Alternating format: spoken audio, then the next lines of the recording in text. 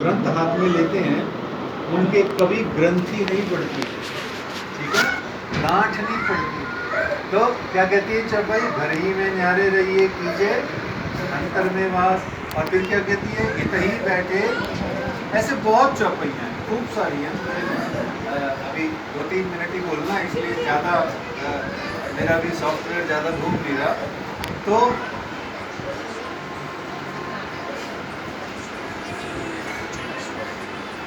जब हम घर की बात करते हैं तो वाणी में 3 घर का वर्णन अभी एकदम से जो समझ आ रहा है। पहला घर बताया गया, कौन सा घर, जिस घर में 10 इंद्रियां और एक मन रूपी एकादशी जिसमें निवास करती है, उसको घर कहा गया। जहाँ साधना का भंडार है, जहाँ साधना करनी है, जहाँ पर हमें साफ सफाई शुद्धि करके निर्मल करके हमको धनी जी तक पहुंचने की बात करनी है।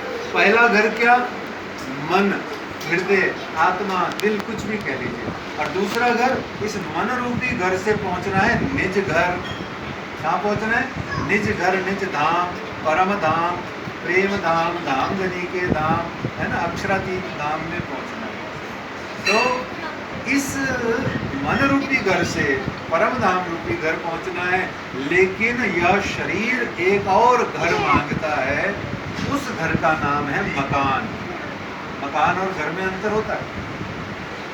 मकान है ईंट पत्थर गारे से चुन करके बनाई हुई, फर्नीचर से लगाई हुई, रुपया पैसा खर्च करके बनाई हुई जगह। पर इसमें जब रेणु, रवि, रजत और क्या नाम है, हरा और हमारा रचित, है ना, ऐसे जब कोई एक परिवार कुटुंब के जन आकर के बसते हैं तो ये बन जाता है मकान, घर बन जाता है। और आपको एक और बात बताई जाए बड़ी प्यारी, ज्योतिष और सनातन हिंदू धर्म के वैदिक आधार पर, कि जैसे ही गुरु महाराज के द्वारा राज्य की, परमात्मा की, ईश्वर की, ज्ञानमय मूर्ति की, ग्रंथ की, मूर्ति की, किसी की भी पधरावनी होकर हो जाती है, उसकी प्राण प्रतिष्ठा हो जाती है, इस घर में एक और चीज आके निवास करती है, एक और जीव आ जाता है। यदि मान लीजिए 5 सदस्य रहते हैं तो 6 हो जाते हैं, क्योंकि इस घर को भी एक जीव कहा जाता है। यहाँ भी एक प्राण बसता है आके, क्योंकि गुरु महाराज ने भगवान ईश्वर राज्य की प्राण प्रतिष्ठा करी। तो ये छठा हो गया, मुखिया वो हो गया, हम सब उनके अंडर में चलते हैं। तो पहला घर दिल, दूसरा घर ये जिसमें अभी प्राण प्रतिष्ठा हुई, इसमें बैठ करके अपने दिल रूपी घर से निज घर जाने की यात्रा का नाम ये जीवन है, ये घर है।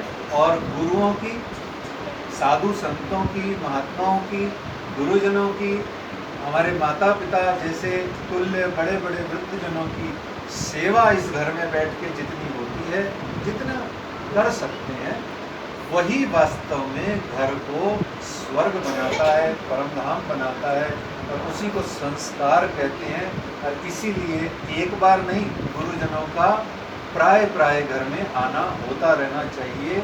इस शुभ कामना के साथ कि धाम धनी अक्षरातीत प्रियतम प्राणनाथ स्वयं आके यहाँ विराजे हैं, तो अपनी बरकत से, अपने भंडार से वो सदाबहार जहाँ एक और रसोई भरी रहे, तो वहीं रस के भंडार इस हृदय में भी रस बरसता रहे।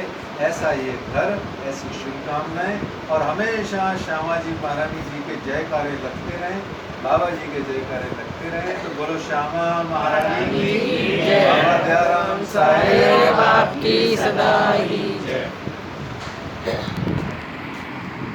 प्यारे सुंदर शाह जी।